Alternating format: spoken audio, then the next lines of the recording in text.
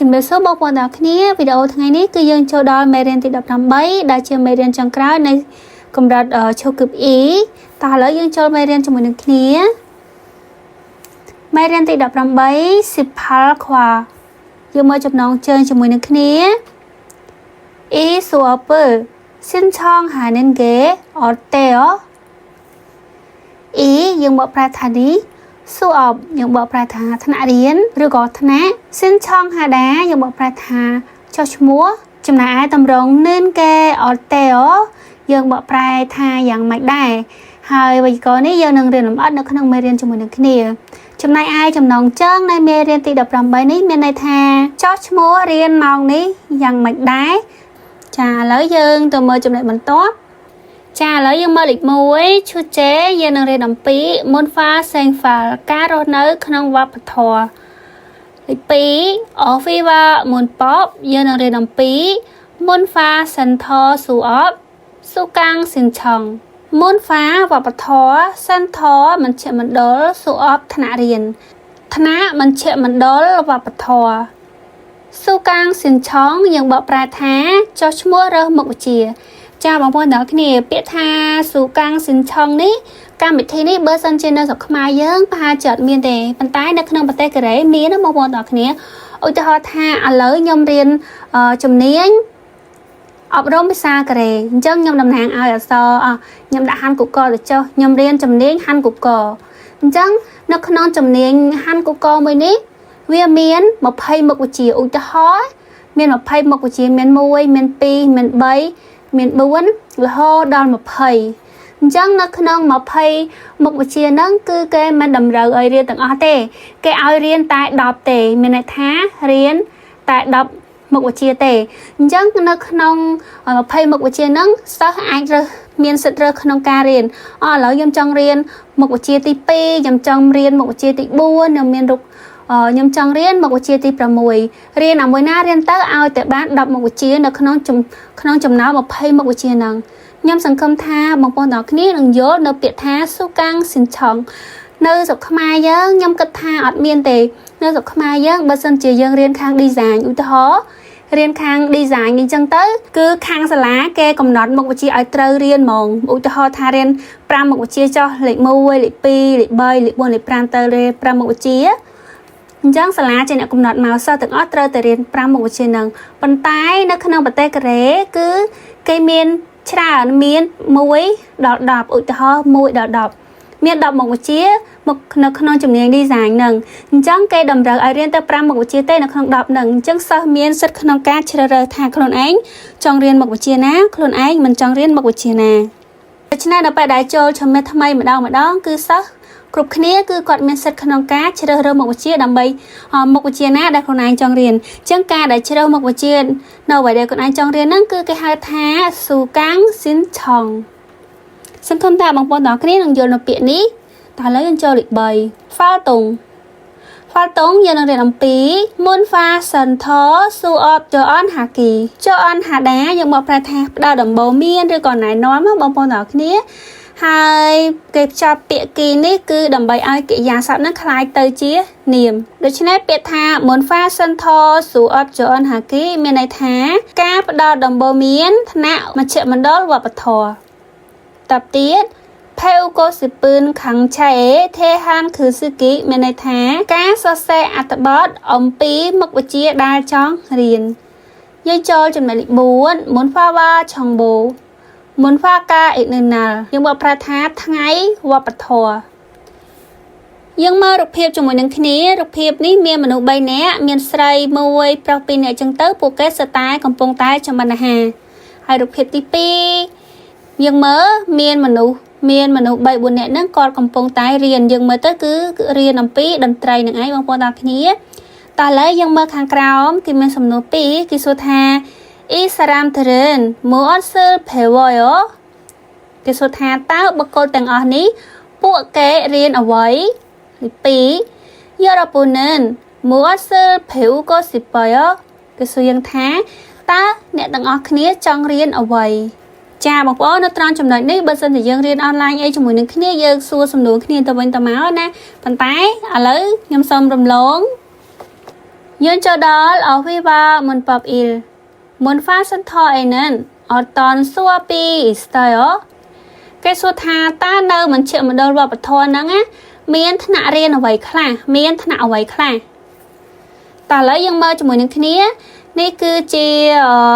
ចាឥឡូវយើងមើលនេះប្រហែលជាបានបិទប្រកាសហើយនិយាយអំពីថ្នាក់រៀននៅឯមុនហ្វាសិនថយើងមើលជាមួយនឹងគ្នា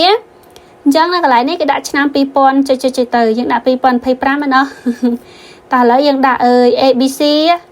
ដាក់ ABC មុន Fast Center អញ្ចឹង2025 ABC មុន Fast Center តើឥឡូវយើងមើលអានេះគេដាក់ខាងមុខមានអីចុចណា Haki Favon Mojib បើប្រែថាជ្រើសរើស Favon បើប្រែថាសមាជិក Haki ឈ្មោះអញ្ចឹងកន្លែងនេះវាអាចឈ្មោះ2ឧទាហរណ៍ណាយើងដាក់ឈ្មោះ2ចុះអញ្ចឹងយើងអានថា Haki Favon Mojib ជ្រើសរើសសមាជិកនៅឈ្មោះ2ចាបងប្អូនទាំងគ្នាខ្ញុំមើលនេះយើងមើលអត់ច្បាស់តែខាងមុខមានច្បាស់តិចជាប់ស៊ូគីកាន់រយៈពេលចុះឈ្មោះតទៀតស៊ូកាំងគីកាន់រយៈពេលសិក្សាចុងក្រោយស៊ីនឆងផាំងប៉ោវិធីសាស្ត្រចុះឈ្មោះចាបងប្អូនទាំងគ្នាអានេះខ្ញុំមើលសម័យឃើញមកតែប៉ុណ្្នឹងតែគ្រាន់នេះមើលអត់ច្បាស់ទេយើងមើលរំលងយើងមើលខាងក្រោមចាបងប្អូនទាំងគ្នារូបភាពទាំងអស់នេះគឺជាថ្នាក់រៀននៅឯមុន Fast Center តែឥឡូវយើងមើលថាមានថ្នាក់រៀនអ្វីខ្លះមាន Yoga ប្រភេទហាត់ប្រាណបែប Yoga បងប្អូនទាំងគ្នា Wellbeing Dancer មានន័យថារបាំសុខភាពនោះមានន័យថារបាំមួយចំនួនដែលរាំទៅដើម្បីសុខភាពបងប្អូនទាំងគ្នាឥឡូវយើងមើលបន្តទៀតឆញនភីនូម៉ាន់ធីលគីការធ្វើភីនូបើប្រែថាសាប៊ូប៉ុន្តែតកតងនឹងសាប៊ូដុំបងប្អូនទាំងគ្នាសាប៊ូដុំឆញនធម្មជាតិដូច្នេះឆញនភីនូម៉ាន់ធីលគីមានន័យថាការធ្វើសាប៊ូធម្មជាតិយើងមើលពាក្យបន្ទាប់ថូចាគីម៉ាន់ធីលគីបើប្រែថាការធ្វើថូចាបងប្អូនទាំងគ្នាកន្លែងនេះខ្ញុំសូមបញ្ជាក់បន្តិចបើយើងរៀនធម្មតាថូចាគីយើងគិតថាការធ្វើថូពីដីឥដ្ឋមានន័យថាយើងយកដីឥដ្ឋហ្នឹងមកស្មូនធ្វើថូប៉ុន្តែខ្ញុំផ្ទាល់ដែលបានរៀននៅក្នុងប្រទេសកូរ៉េហ្នឹងគឺថូចាគីមិនសំដៅទៅលើថូដែលធ្វើពីដីឥដ្ឋតែមួយមុខនោះទេគឺសំដៅទៅលើចានឆ្នាំងថូឧបករណ៍ផ្សេងតូចដែលយើងយកដីឥដ្ឋមកធ្វើហ្នឹងអាហ្នឹងគេហៅថាថូចាគីហើយបើភាសាខ្មែរបើយើងកន្លែងនេះយើងបើប្រែថាស្មូនការស្មូនថូឬក៏ចានឆ្នាំងបងប្អូនទាំងគ្នាអញ្ចឹងកន្លែងនេះខ្ញុំសូមបញ្ជាក់បងប្អូនម្ដងទៀតបងប្អូនទាំងអស់គ្នាប្រហែលជាធ្លាប់តែឮត្រឹមថាថូចាគីម៉ាន់ធីលគីហ្នឹងការធ្វើថូប៉ុន្តែខ្ញុំផ្ទាល់គឺរៀននៅក្នុងប្រទេសកូរ៉េគឺมันបែបហ្នឹងទេគឺមានន័យថាការដែលយកចានឆ្នាំងអីដែលយើងយកដីឥដ្ឋមកធ្វើហ្នឹងអាហ្នឹងគេហៅថាថូចាគីម៉ាន់ធីលគីសង្ឃឹមថាបងប្អូនទាំងអស់គ្នានឹងយល់នៅគោលបំណងដែលខ្ញុំកំពុងតែនិយាយនៅត្រង់ចំណុចនេះយើងមើលពាក្យបន្ទាប់អហាក់ចាខឹកជឹងបើប្រែថាវិញ្ញាបនបត្រភាសាបន្តទៀតមីយងចាខឹកជឹងមានន័យថាវិញ្ញាបនបត្រសាឡនពាក្យបន្ទាប់ណូរ៉េខៀវស៊ីលថ្នាក់ចម្រៀងបន្តទៀតម៉ាខៀវស៊ីលថ្នាក់តន្ត្រី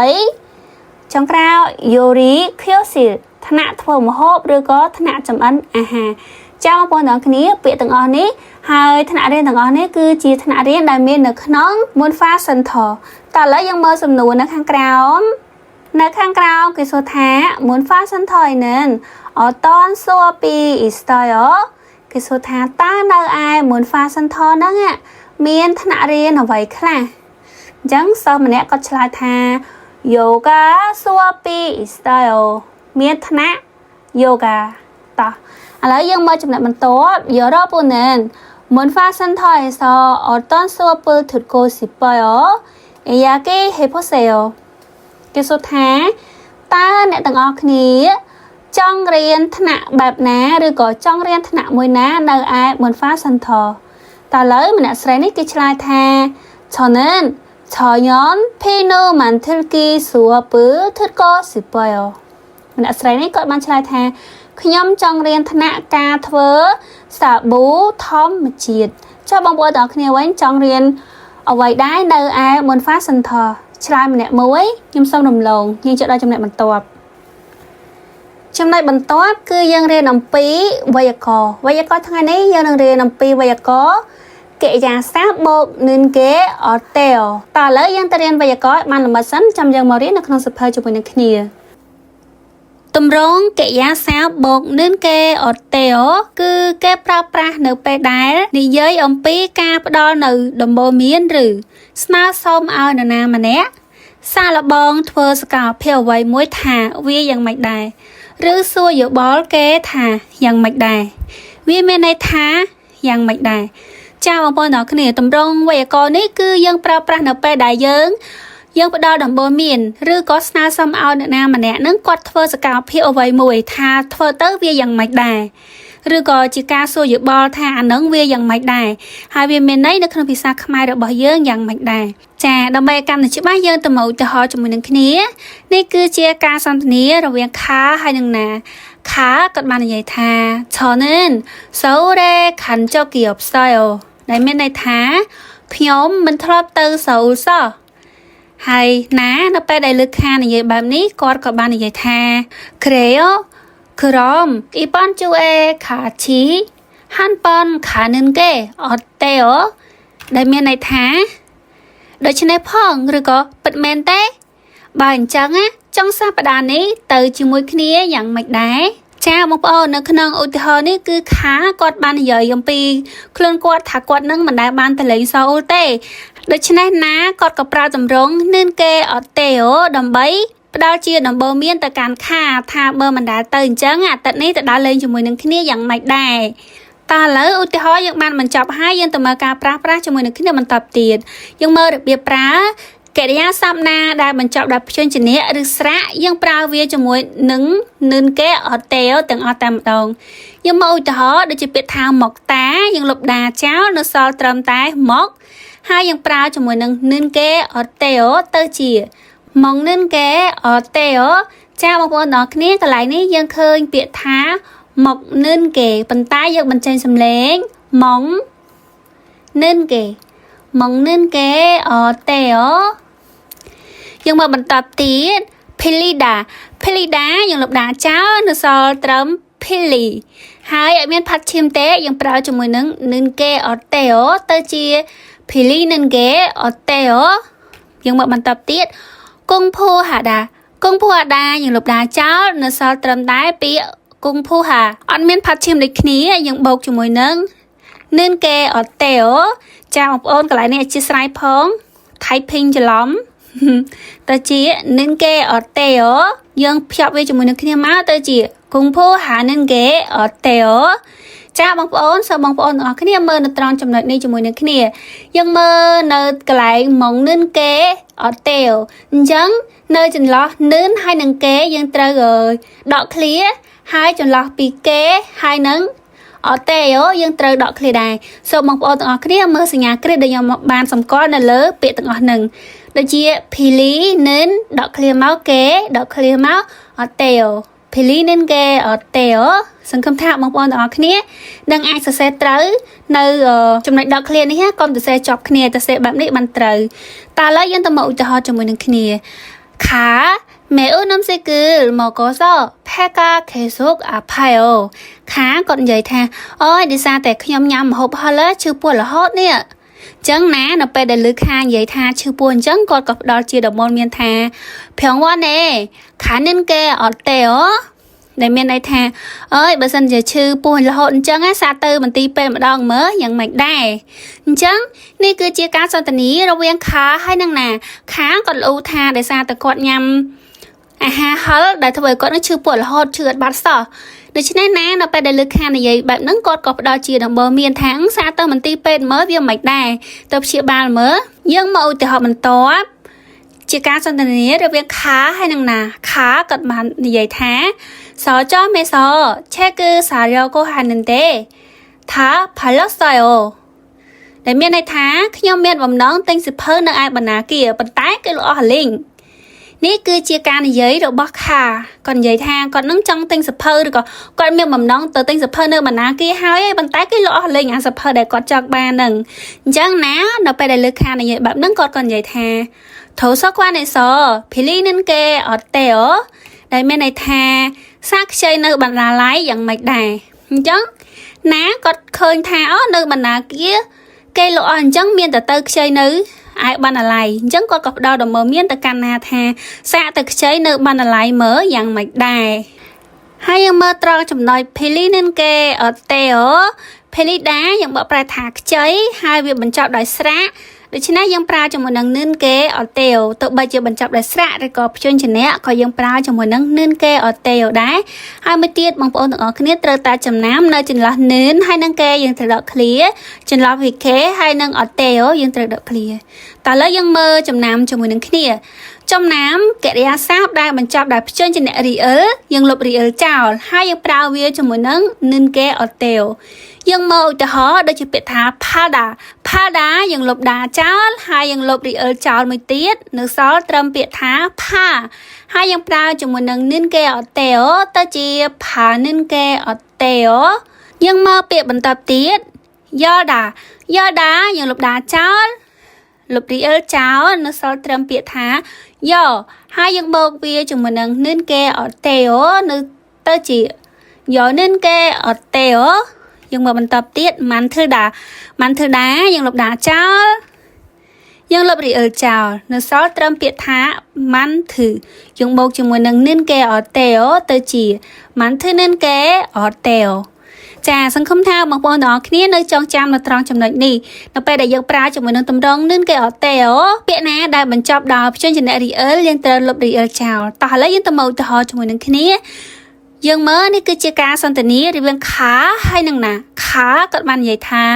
អូនឺលអត់តនស៊ីគឹលមិនធ្វើកាយអូដែលមានន័យថាតើល្ងាចនេះគួរធ្វើម្ហូបឲ្យគេញ៉ាំណោះ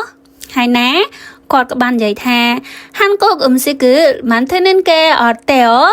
ពួកយើងធ្វើម្ហូបកូរ៉េញ៉ាំយ៉ាងម៉េចដែរចាបងប្អូននេះគឺជាការសន្ទនារវាងខាហើយនឹងណាខាគាត់ក៏លូថាថ្ងៃនេះគួរតែធ្វើម្ហូបឲ្យគេញ៉ាំណោះទៅណានៅពេលដែលលើកខានិយាយបែបហ្នឹងគាត់ក៏ផ្ដល់ជាដំបូន្មានទៅកាន់ការខាថាអញ្ចឹងធ្វើម្ហូបកូរ៉េញ៉ាំមើលយ៉ាងម៉េចដែរហាន់គុកស៊ីគឹលមិនធ្វើនឹងគេអត់ទេអូហើយយើងមើលមិនធ្វើនឹងគេអត់ទេអូមិនធ្វើនេះមកពាក្យថាមិនធ្វើដាមិន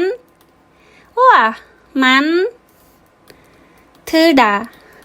ហើយនៅពេលដែលយើងប្រើជាមួយនឹងនិនគេអត់ទេអូយើងលុបដាលុប real ចោលហើយប្រើជាមួយនឹងនិនគេអត់ទេអូទៅជាមិនធ្វើនិនគេអត់ទេអូចាបងប្អូនចំពោះវេយ្យាករណ៍កិរិយាសព្ទមកនិនគេអត់ទេអូខ្ញុំសូមបញ្ចប់នៅត្រឹមនេះតោះឥឡូវយើងទៅរៀននៅក្នុងសៀវភៅជាមួយនឹងគ្នាចាបងប្អូនទាំងគ្នាវេយ្យាករណ៍យើងបានរៀនរួចហើយតោះឥឡូវយើងមករៀននៅក្នុងសៀវភៅជាមួយនឹងគ្នាតោះឥឡូវយើងមើលរូបភាពនេះគឺជាសិស្សឬក៏អ្នកណាគេចឹងទៅហើយនេះជាគ្រូអញ្ចឹងពួកគេទាំងអស់គ្នាកំពុងតែ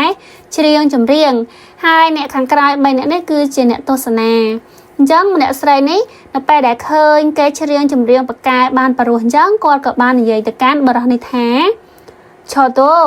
노래를 잘 부르고 싶어요 ម្នាក់ស្រីគាត់ក៏បាននិយាយទៅកាន់បរិះនេះថាខ្ញុំក៏ចង់ច្រៀងចម្រៀងឲ្យបានពូកែផងដែរ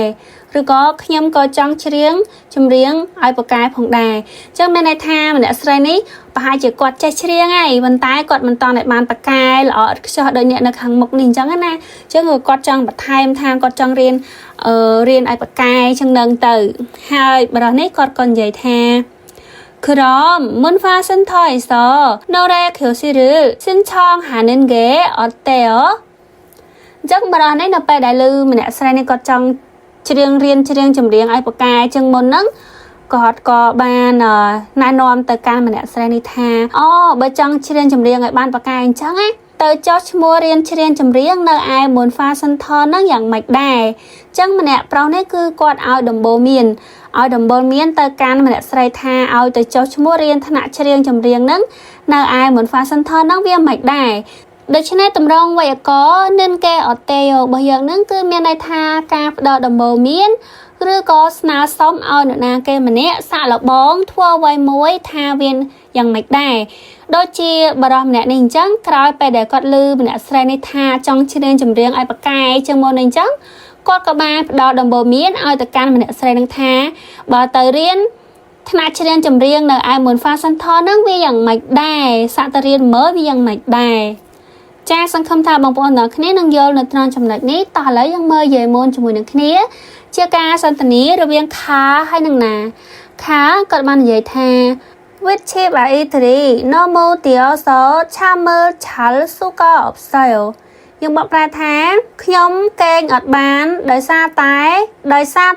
ក្មេងៗនៅជាន់ខាងលើផ្ទះហ្នឹងពួកគេលោតខ្លាំងពេកតើឥឡូវណាគាត់ក៏បាននិយាយថាវិទ្យាពេហាន់ប៉នអ៊ីយ៉ាគេហានិនគេអត់ទេអញ្ចឹងណានៅពេលដែលគាត់ឮថាខាគាត់មិនបានកេងដោយសារតែក្មេងៗនៅជាន់ខាងលើហ្នឹងគាត់លោតអញ្ចឹងគាត់ណាហ្នឹងគាត់ក៏បានផ្ដល់យោបល់ទៅឲ្យខាថាតើលបងទៅនិយាយជាមួយនឹងផ្ទះខាងលើម្ដងមើលវាយ៉ាងម៉េចដែរចាឥឡូវយើងមើលចំណុចបន្ទាប់យោជើមគីអូនីអបសិនិកាខនខាងសិកភពមើលមកនឹងគេអត់ទេយើងមកប្រែសប្តាហ៍ថ្ងៃហ្នឹងដោយសារតែអត់មានកម្លាំងកំហែងហ្នឹងការញ៉ាំអាហារបែបសុខភាពយ៉ាងម៉េចដែរយើងមើលប្រយោគចុងក្រោយហាន់គូកសួរពឺធឺកោហាន់គូកនឹងយកសិហមើលព្រោះនិនគេអត់ទេយើងបកប្រែរៀនភាសាកូរ៉េហើយប្រឡងតេស្តសមត្ថភាពភាសាកូរ៉េយ៉ាងម៉េចដែរចាបងប្អូនអ្នកគ្នាចំណុចចុងក្រោយនេះគឺគេកំពុងតែផ្ដល់ដំបូន្មានទៅកាន់អ្នកណាគេម្នាក់ថាក្រោយពីឬក៏រៀនភាសាកូរ៉េហើយយើងទៅប្រឡងសមត្ថភាពភាសាកូរ៉េហ្នឹងយ៉ាងម៉េចដែរហើយតម្រងไวยากรណ៍មួយនេះផងដែរទោះបីជាកិរិយាសព្ទហ្នឹងមានផាត់ឈាមឬក៏អត់ផាត់ឈាមក៏ដោយគឺអត់សំខាន់ទេគឺយើងប្រើជាមួយនឹងនិនគេអត់ទេទាំងអស់យើងមកលេខ1ជាមួយនឹងគ្នា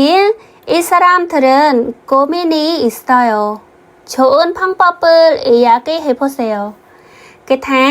បុគ្គលទាំងអស់ដែលនៅខាងក្រោមនេះពួកគេមានការប្រួយបារម្ភសូមសាកល្បងនិយាយនៅវិធីសាស្ត្រដែលល្អមានន័យថានៅក្នុងរូបភាពទាំងអស់នេះគឺពួកគេសុទ្ធតែមានការប្រួយបារម្ភទាំងអស់គ្នាដូច្នេះគេឲ្យយើងនិយាយផ្ដល់ជាដំបូន្មានវិធីសាស្ត្រល្អទៅកាន់ពួកគេទាំងអស់ហ្នឹងតោះឥឡូវយើងមើលរូបភាពខូគីចឹងមើលរូបភាពម្នាក់នេះដូចកំពុងតែធ្វើអីកញ្ញាញ់ខួរធ្វើអីខ្លោចគេនេះហើយគេក៏បានដាក់ប្រយោគឲ្យយើងថាហាន់កុកយូរីរិលភេអ៊ូកូស៊ីតាន័យថាចង់រៀនធ្វើម្ហូបកូរ៉េចាបងប្អូនទាំងគ្នាអញ្ចឹងនៅក្នុងកឡោនទី1នេះគឺជាពាក្យសម្ដីរបស់បុគ្គលដែលនៅក្នុងនេះអញ្ចឹងនេះគឺជាពាក្យសម្ដីរបស់គាត់ណាហើយខាងក្រោមគឺជាដំបូន្មានដែលគេឲ្យយើងហើយយើងប្រើជាមួយនឹងតម្រងនិនគេអត់ទេហើយឲ្យយើងនិយាយតោះឥឡូវយើងមើលគេដាក់ពាក្យថាគេដាក់ប្រយោគមួយយូរីខូស៊ីរ៉េខាដាឈិនគួយគេភេវដាយើងបកប្រែទៅថ្នាក់ចម្អិនអាហារនេះគឺមានន័យថាសំដៅទៅលើទៅរៀនចម្អិនអាហារទៅហើយប្រយោគទី2ឈិនគួយគេភេវដារៀនពីមិត្តភ័ក្តិចាបងប្អូនទាំងគ្នាអញ្ចឹងពេលនេះគឺជាដំបូន្មានទី1ដំបូន្មានទី2គេឲ្យយើងយកទៅបង្កើតជាមួយនឹងតម្រងនិនគេអត់ទេតោះឥឡូវយើងមើលខាងឆ្វេងម្នាក់ប្រុសនេះគាត់ក៏និយាយថាហាន់កុកយូរីរិលភេអ៊ូកូស៊ីប៉ៃអូខ្ញុំចង់រៀនធ្វើម្ហូបកូរ៉េតើឥឡូវយើងផ្ដល់ដំបូន្មានឲ្យគាត់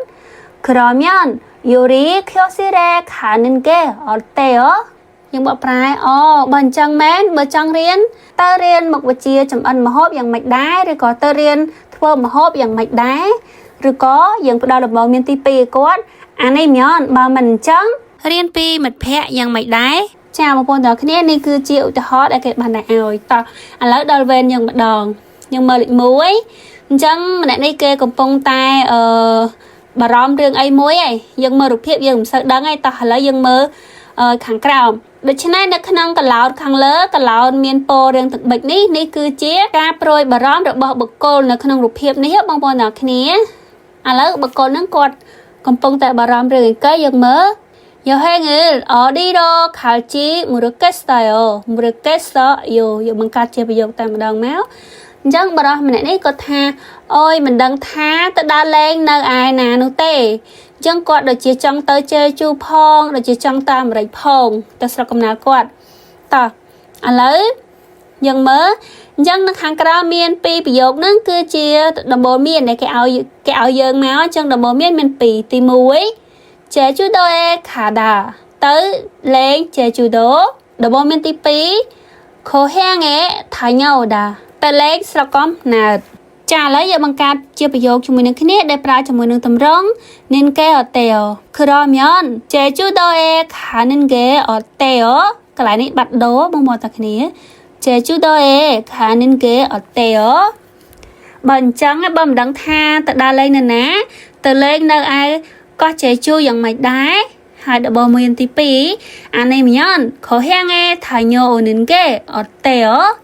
bà mình chọn miền này ha bà mình chọn từ lên chơi chú tế từ lên sau cầm nát dạng mạch đá ta ở lấy nhưng mà lịch pì mình nè prao ní coi cầm phong tái rồi bà róm thá chân guru mani sakiko sipayo cứ kê cầm phong tái bà róm thá chọn rập an mặt phe ở bàn tràn chọn rập an mặt phe bàn tràn ta dần mớ đầm bò miền tim mỗi mẹ khả phô đà thì pì SN ซื้อចាបងប្អូនអ្នកគ្នាខ្ញុំនេះបបាអានក្រេដល់ហើយយើងអានសុំអានអង់គ្លេសណា SNS ឬ Hada តោះឥឡូវយើងបង្កើតប្រយោគជាមួយគ្នាមកក្រមញ៉ានមួយមេខានិនគេអត់ទេអូបើអញ្ចឹងទៅជួបជុំយ៉ាងម៉េចដែរទី2អានេះញ៉ាន SNS ឬ Hanin គេអត់ទេអូតោះឥឡូវយើងមកលេខ3ចុងក្រោយអ្នកស្រីនេះដូចឈឺក្បាលហើយចុះតែឡើយយើងមើលនេះគឺជាអ្វីដែរម្នាក់នឹងគាត់កំពុងតែនិយាយចឹងគាត់និយាយថាយោជឹមម៉មីឆាជូអាផៃអូខ្ញុំមកសប្តាហ៍ថ្ងៃដូចជាឈឺច្រើនដល់ហើយឈឺញឹកញាប់អញ្ចឹងឥឡូវគាត់និយាយថាគាត់ឈឺឥឡូវយើងផ្ដល់ដំបូន្មានឲ្យគាត់តែឥឡូវខ្ញុំអានខាងក្រោមតែម្ដងក្រមញ៉ានអូនដងើលហានិនគេអត់ទេអូបើសិនជាឈឺជាញឹកញាប់អញ្ចឹងហាត់ប្រាណហ្នឹងមិនដែរតើទី2អានេះញ៉ានបើមិនអញ្ចឹងទេមុំម៉ែជឿនឹងស៊ីគលមកនឹងគេអត់ទេអូមានន័យថាបើមិនអញ្ចឹងទេបើមិនហាត់ប្រាណទេញ៉ាំអាហារដែលល្អសម្រាប់រាងកាយទៅយ៉ាងម៉េចដែរចាបងប្អូនទាំងគ្នានៅត្រង់ចំណុចទី1នេះគឺគេផ្ដោតសំខាន់ឲ្យយើងចេះប្រើទម្រង់នឹងគេអត់ទេអូសង្ឃឹមថាបងប្អូនទាំងគ្នានឹងយល់ហើយនឹងចេះប្រើប្រាស់ជាមួយនឹងគ្នាយើងចូលដល់ចំណុច2យើងមកលេខ2ជាមួយនឹងគ្នាអ៊ីសារ៉ាមត្រេកេជឿនផងប៉ពើអ៊ីយ៉ាគីហេផូសេលយើងបកប្រែសូមសាកល្បងនិយាយនៅវិធីសាស្ត្រដែលល្អទៅកាន់បុគ្គលទាំងអស់នេះចាបងប្អូនទាំងគ្នានេះគឺគេឧទាហរណ៍ណាគេឲ្យយើងនិយាយពីវិធីសាស្ត្រដែលល្អទៅកាន់បុគ្គលទាំងអស់ហ្នឹងតើឥឡូវយើងមើលចឹងបុគ្គល A ចាស់បុគ្គល A បុគ្គល B បុគ្គល C អញ្ចឹង A គាត់និយាយថាខូយ៉ាងអ៊ីគ្រីវ៉យអូយខ្ញុំនឹកស្រុកកំណើតខ្ញុំដល់ហើយតោះឥឡូវមិត្តភក្តិយើង A នេះគាត់កំពុងតែនឹកស្រុកកំណើតអញ្ចឹងយើងនិយាយទៅកាន់គាត់មើលនិយាយថាម៉េចនេះគឺជាចំណាយរបស់ខ្ញុំបានដាក់ថាអ៊ីប៉ុនសាឡារ៉េនិនខូយ៉ាងឯខានិនគេអត់ទេអូខ្ញុំក៏បានផ្ដល់ដំបូន្មានទៅកាន់បុគ្គល A ថាបើនឹកស្រុកកំណើតអញ្ចឹងចុះឆ្នាំនៅលើកនេះទៅលេងស្រុកកំណើតយ៉ាងម៉េចដែរតោះបុគ្គល B 오늘 날씨가 아주 좋아요. B គាត់និយាយថាអូយថ្ងៃនេះអាកាសធាតុល្អដល់ហើយតោះឥឡូវយើងបានឆ្លើយថា소풍을 하러 가는 게 어때요? ទៅ picnic មិនដែរទៅ picnic មិនដែរ C គាត់បាននិយាយថា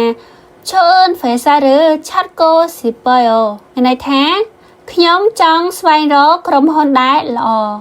អញ្ចឹងខ្ញុំបានឆ្លើយថា먼저 들어가고 싶은 회사에서 봉사하는 게 어때요? ខ្ញុំក៏បានឆ្លើយថាអូយបើសិនជាចង់ស្វែងរកក្រុមហ៊ុនដែលល្អអញ្ចឹង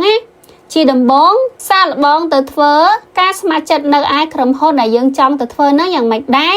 អញ្ចឹងកន្លែងនេះខ្ញុំផ្ដល់ដំបូន្មានថាឥឡូវបើសិនជាចង់ស្វែងរកក្រុមហ៊ុនដែលល្អអញ្ចឹងសាកល្បងទៅធ្វើ ការងារស្ម័គ្រចិត្តនៅកន្លែងដែលចង់ទៅហើយយើងអាចដឹងថានៅកន្លែងហ្នឹងល្អឬក៏មិនល្អនេះគឺជាគំនិតដែលខ្ញុំកំពុងតែចង់និយាយនៅក្នុងចំណុចចុងក្រោយនេះបងប្អូនតាគ្នាបើសិនជាការគិតរបស់ខ្ញុំខុសអធិស្ឋានផងហើយនៅត្រង់ចំណុចនេះផងដែរខ្ញុំសង្ឃឹមថាបងប្អូនទាំងអស់គ្នានឹងអាចបង្កើតប្រយោគបានម្នាក់មួយណាតែឥឡូវយើងមើលខាងក្រោម Offiver មិន pop e ហើយនៅត្រង់ចំណុចនេះខ្ញុំសូម